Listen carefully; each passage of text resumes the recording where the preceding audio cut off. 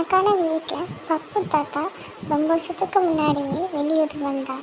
அப்பொழுது தனக்கு கிராமத்து மருமகள் தான் வேணும் என்று தேடி சென்ற அந்த மருமகளை கட்டி வைத்தார் தன் மகனுக்கு. அவளோ அவளை தினமும் கொடுமை செய்வாள்.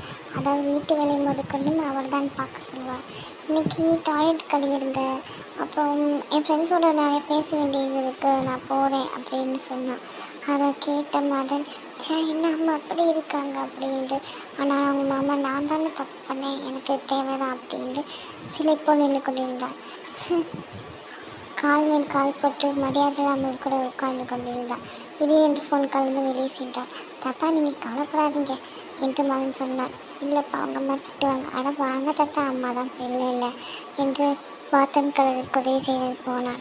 அங்கே சென்றவுடன் பார்த்தால் தாத்தா நன்றாக வேலை செய்து கொண்டிருந்தார். ஒட்டடை தூசியெல்லாம் சுத்தம் செய்து கொண்டிருந்தார். மதனோ வேடிக்கை பார்த்தான். ஏனென்றால் சின்ன பையன்.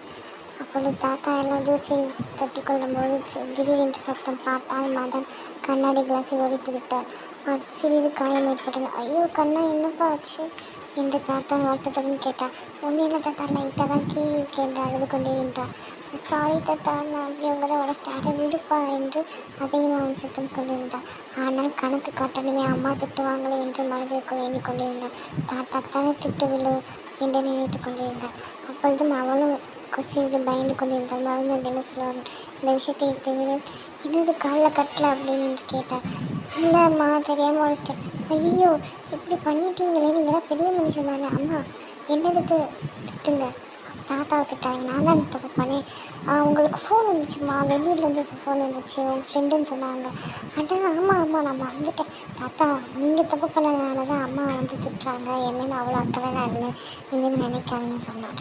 அப்பொழுது அம்மா தான் அவன் அறைந்து தூங்கி கொண்டிருந்தார். அப்பொழுது அவங்க அம்மா தன் தாத்தாவுடன் படுத்து கொண்டிருப்பான்னு தினமும் வந்து பார்த்து கொண்டு செல்வாள்.